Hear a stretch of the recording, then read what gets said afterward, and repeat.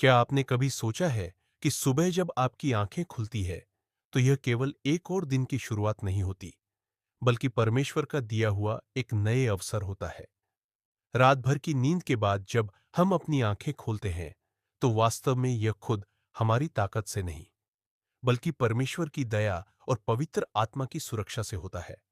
सोचिए, लाखों लोग कल रात सोए, लेकिन कितने लोग आज का दिन नहीं देख पाए। हम जगे हैं, यह केवल परमेश्वर का अनुग्रह है। यह वही पल है जब स्वर्ग की खिड़कियां आपके लिए खुली होती है।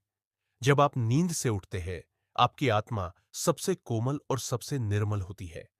उसे समय आप जो पहला शब्द बोलते हैं, वह पूरे दिन की दिशा तय करता है। अगर वह पहला शब्द शिकायत है, तो दिन बोझिल हो जाता है। अगर वह पहला शब्द परमेश्वर की स्तुति का है, तो पूरा दिन आशीषों से भर जाता है।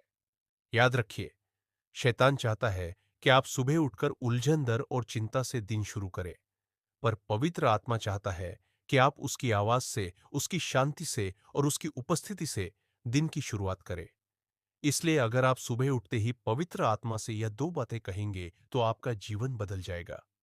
आपका दिन परमेश्वर और आशीष में होगा। आपकी आत्मा बलवान होगी और आप परमेश्वर की महिमा को अपने जीवन में कार्य करते देखेंगे। तो इसलिए हम सीखते हैं वह दो बातें जो हर सुबह हमें पवित्र आत्मा से कहनी चाहिए। उठते ही सबसे पहला शब्द हमारे ओठों पर धन्यवाद होना चाहिए। धन्यवाद का हृदय ही परमेश्वर को प्रिय है। जब आप सुबह पवित्र आत्मा से कहते हैं, धन्यवाद पवित्र आत्मा की, आपने मुझे एक और दिन दिया, मेरी रक्षा की, मेरे घर को सुरक्षित रखा, मेरे परिवार को संभाला, तो आप स्वर्ग का द्वार खोल देते हैं। धन्यवाद एक ऐसा शब्द है जो स्वर्ग की शक्ति को धरती पर खींच लाता है। बाइबल में लिखा है, हर बात में धन्यवाद करो, क्योंकि यही मसीह यीशु में तुम्हारे लिए परमेश्वर की इच्छा है।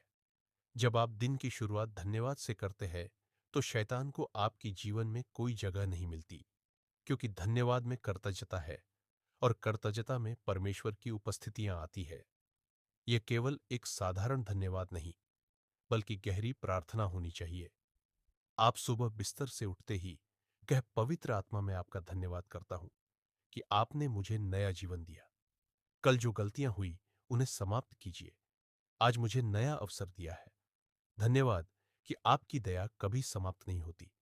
सोचिए, अगर बच्चा सुबह उठते ही अपने माता पिता को धन्यवाद दे, तो माता पिता का दिल कितना खुश होगा। उसी तरह जब आप पवित्र आत्मा को धन्यवाद देते हैं, तो स्वर्ग के पिता भी प्रसन्न होते हैं और आपके दिल को आशीष से भर देते हैं। उठते ही दूसरी बात जो आपको कहनी चाहिए, वह है पवित्र आत्मा, आज मेरे मार्गदर्शन बनो। हम अपने जीवन का रास्ता खुद से नहीं जानते। हम सोचते हैं कि हम बुद्धिमान हैं, हमें पता है कि रास्ते पर जाना है, किसे मिलना है, कौन सा काम करना है। लेकिन बाइबल कहती है, नीति वचन 16 का 9, मनुष्य का मन अपनी युक्ति बांधता है, परंतु उसकी चाल यहोवा ही दंड करता है। जब आप पवित्र आत्मा को अपना मार्गदर्शन बनाते हैं, तो वह आपको गलत रास्ते से बचाता है और सही राह पर चलाता है। आप सुबह कहे, पवित्र आत्मा में अकेला नहीं चलना चाहता, मेरी बुद्धि सीमित है, मेरी आंखें सब कुछ नहीं देख सकती। आप मेरे साथ चले, मेरी राह दिखाए, मेरे कदमों को स्थिर रखें। यदि आप अपने जीवन में गलत निर्णय लेने से बचना चाहते हैं, तो यह प्रार्थना आपकी कुंजी है। पवित्र आत्मा एक ईश्वर का मार्गदर्शन तंत्र की तरह है, जो आपको रास्ता दिखाती है। कभी आपको किसी काम में रुकने की चेतावनी देगा, कभी किसी व्यक्ति से मिलने के लिए प्रेरित करेगा। याद रखिए, दिन की शुरुआत में यह कहना कि पवित्र आत्मा मेरा मार्गदर्शन करो, आपके पूरे दिन को सुरक्षित और सफल बना देता है। इसलिए हर सुबह परमेश्वर से पहली बार धन्यवाद कहे, तो आपको इन दो बातों से क्या सीख मिलती है?